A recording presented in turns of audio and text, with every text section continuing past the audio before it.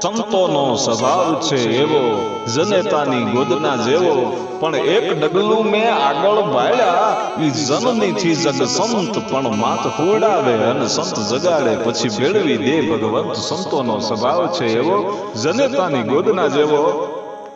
કવિ તો એમ કે છે કે સંતોનો સ્વભાવ છે એ માના ખોળા જેવો છે, કારણ કે માં ઈ માં અને બીજા વગડાના વા.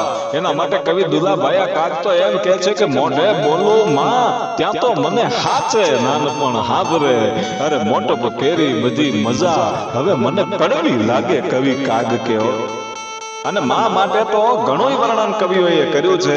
એના આમાંથી એક કવિતા છે મને બહુ ગમે છે કે મીઠા મધુ અને મીઠા મેહુલા, એથી મીઠોડી મોરી માત, જનનીની જોડ સખી નહીં જડે. ઈ માં છે. અને કવિ તો એમ કે છે કે એક ડગલું મેં આગળ વાળ્યા, ઈ જનનીથી જગ સંત. ઈ જે માં છે ઈ માં કરતા એક ડગલું સંત આગળ છે, કારણ કે માં છે ઈ મને તમને ક્યારેક મારી લે, નાનું છોકરો હોય તો માં છે એને મારી લે, પણ સંત છે ને ઈ મારે નહીં, ઈ તો એને તારે છે ભલા માણા. એટલે સંતોનો સ્વભાવ છે એવો, જનેતાની ગોદના જેવો, માના ખોળા જેવો એનો સ્વભાવ હોય. અને સંત એનામાં સહન શક્તિ પણ એવી હોય. કઠણ રે વચન તો સાધુ સહે. સાધુ કહેવાય કોને કે જે સહન કરી શકે. અને નરસિંહ મહેતાએ તો મને તમને ખુલ્લા શબ્દોમાં કીધું કે તમને એમ લાગે છે કે સાધુ કોને કહેવા, સાધુ કેવી રીતે ઓળખવા, તો એના કોઈ કપડાનો રંગ હોતો નથી. કોઈ એમ કે ભગવું પહેરી લે સાધુ, એમ નહીં. સાદા કપડામાં ઘણા સંતો રખડે છે, પણ હું તમે એને ઓળખી નથી શકતા. અને નરસિંહ મહેતાએ એમ કીધું કે જે ભગવા કપડા પહેરે છે એ તો સંત છે જ, એને તો હું તમે ઓળખી શકીએ, પણ સાદા કપડામાં જે સંતો રખડે છે, ભટકે છે, મારી તમારી પાસેથી વયા જાય છે, એ મને તમને ખબર નથી હોતી. શું કામ? કે એને આપણે ઓળખી નથી શકતા. અને એને ઓળખવા હોય તો શું કરવું પડે? એટલા માટે ભક્ત નરસિંહ મહેતા એમ કે છે કે શાંતિ પમાડે એને સંત કહીએ, એના દાસના દાસ થઈને રહીએ. આ દુનિયામાં શાંતિ પમાડે એને સંત કહીએ. જેનાથી તમને અંતરમાં શાંતિ થાય એને સાધુ કહી દેવો, બસ એ આપણા માટે સંત થઈ જાય, કારણ કે એનાથી આપણને શાંતિ થઈ છે. એટલા માટે કઠણ વચન તો સાધુ સહે, એને કેમ વ્યાપે વિકાર. કઠણ વચનો હોય એ સાધુ સહન કરી શકે. અને એવા એક મારે સાધુની વાત કરવી છે કે સહન શક્તિ સાધુની અંદર કેટલી હોય. સરળ સ્વભાવ નમન કુટિલાઈ, યથા લાભ સંતોષ સદાઈ. જે મળે એમાં એને સંતોષ હોય એને સાધુ કહેવાય. કઠણ વચનો એનું અપમાન સાધુ સહન કરી શકે છે. અને એવા એક સૌરાષ્ટ્રના સંતનું અપમાન થયું હતું, એની મારે તમને વાત કરવી છે કે સંત છે એ કેટલું સહન કરી શકતો હોય છે, એનો સ્વભાવ કેટલો કોમળ હોય છે, એની મારે તમને વાત કરવી છે. કે એક સૌરાષ્ટ્રના સંત અને સાધુ તો ચલતા ભલા હોય, હાલતા જતા હતા, ધીમે ધીમે હાલ્યા જતા હતા. અને એમાં એક સરસ મજાની વહેતું નદીનું પાણી આવ્યું. અને એ નદીના કિનારે એવા પવનના લેરખા આવતા હતા, અને એને અંદરથી મોજ આવી. અને એમ થઈ ગયું કે બસ હવે આ જગ્યા ઉપર મારે રહી જવું છે. અને આજુબાજુમાંથી લાકડીયું કાપી અને ઝૂંપડી બનાવી અને પછી ત્યાં રહી. અને સંત છે એ તપ કરતા હતા, અને ભિક્ષાવૃત્તિ કરીને જમવાનું એવું નિયમ હતું. અને એ ભિક્ષાવૃત્તિ કરતા હતા. અને ઈ સાધુ અને કવિઓ તો એમ કે છે કે સંતોના તપોબળથી ખડેડા આભને ટેકા દેવાના છે. બાકી અનેક જાતના પાપો થાય છે. આ ધરતી છે એ એનો બહાર ઝીલી નથી શકતી, પણ આ તો સંતોના તપથી આ ધરતીનો બહાર ઝીલાય છે. આ ખડેડા આભને ટેકા દે એવા સંતો છે આ સૌરાષ્ટ્રની અંદર. એટલા માટે તો કવિઓને એમ કેવું પડ્યું કે ભક્ત નરસિંહ જ્યાં નાચ્યો નેહમાં, અને સંપદા પામ્યો જ્યાં સુદામો, અરે વીર ગાંધી દયાનંદ જ્યાં નીપજ્યા, ઈજતી અને સંતનો છે વિહામો.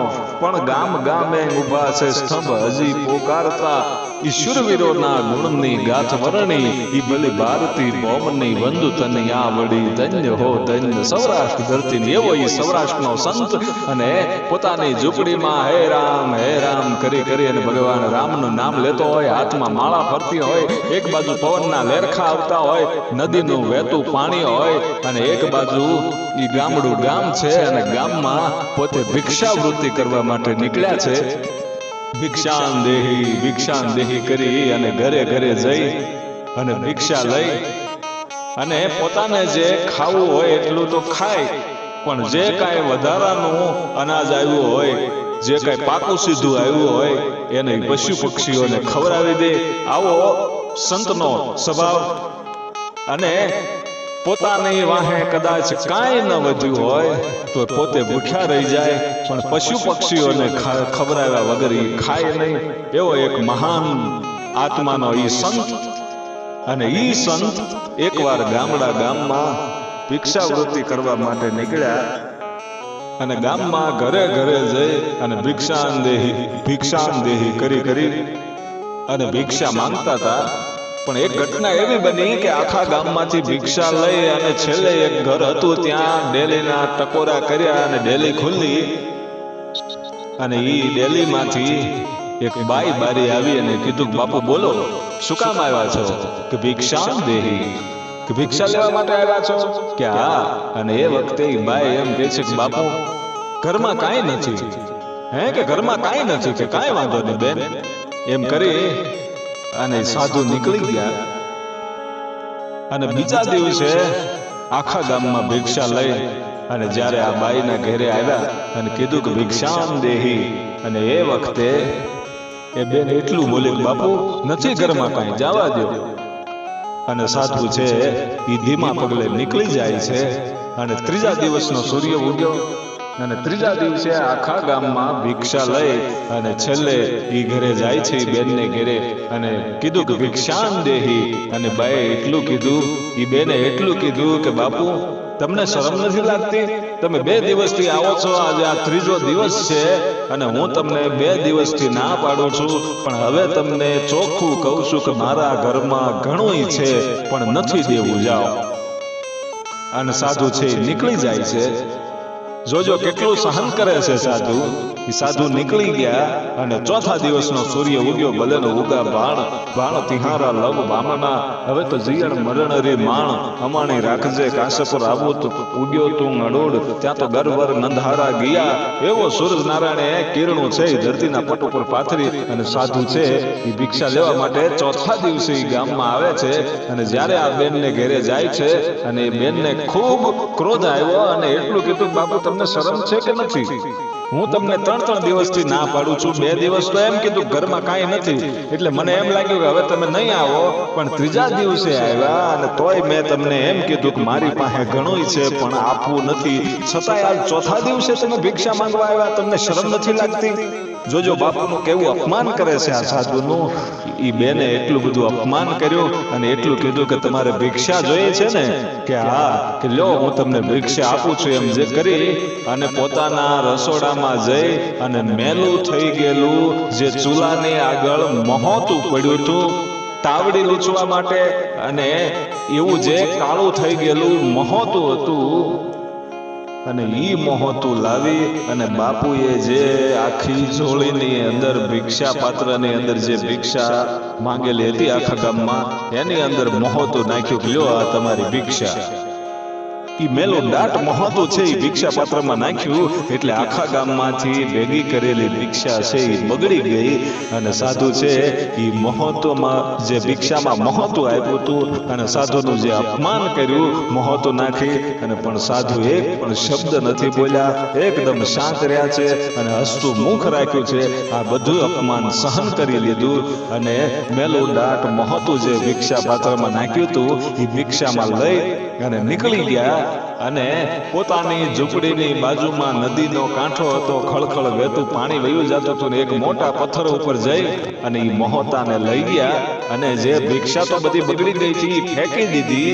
અને આ જે મહોતું હતું મેલું એને લઈ જઈ અને સાધુ છે ને એ મહોતાને ધોવા મળ્યા. ભાઈઓ પાણીથી ધોવા મળ્યા અને મેલું દાટ મહોતું હતું ને એને ધોઈ અને ઉજળું કરી દીધું. ભાઈઓ જેવો કપાસ હોય એવો ઉજળું આ મહોતાને કરી નાખ્યું. પણ કવિઓ તો એમ કહે છે કે એ મહોતાનો મેલ નહોતો ધોયો, પણ ઈ જે બેન હતી જેણે અપમાન કર્યું હતું એના જીવનની અંદર જે કાંઈ પાપ હતા ને એ પાપને આ સાધુએ ધોઈ નાખ્યા હતા.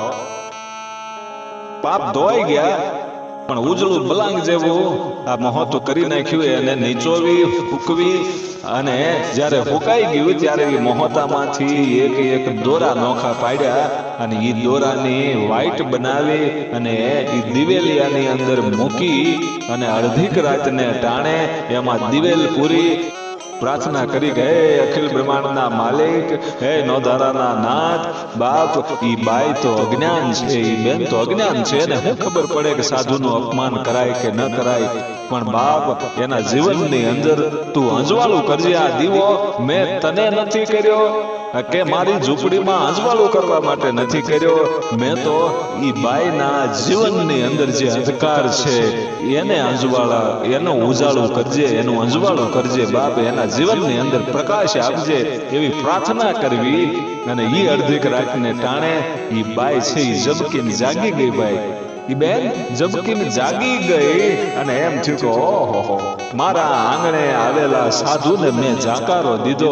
જાકારો દીધો એટલું નહીં, ભિક્ષા પણ ન આપી અને એનું અપમાન કર્યું. એને ભિક્ષા પાત્રની અંદર મેં મહોતું નાખ્યું, એની ભિક્ષા બગાડી, એક સાધુને મેં ભૂખ્યો જવા દીધો, મારા આંગણેથી એનું અપમાન કરીને મેં કાઢ્યો છે.